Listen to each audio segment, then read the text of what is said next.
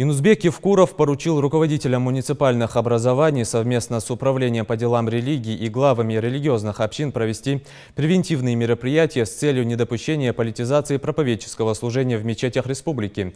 Такое поручение руководитель субъекта дал в ходе совещания с участием глав муниципальных образований, руководителя Управления по делам религии при главе Ингушетии Ахмеда Эльджеркиева и руководителя Миннаца республики Улана Ивлоева.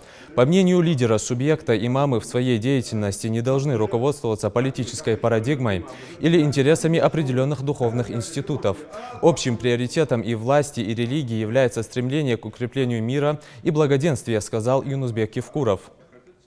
Как отметил глава Ингушетии, создание в республике Совета тейпов, алимов и примирительной комиссии как раз продиктовано желанием соблюсти баланс во взаимодействии власти и духовенства с обществом, сохранить стабильность в регионе и объективность при решении проблемных вопросов путем их коллегиального рассмотрения.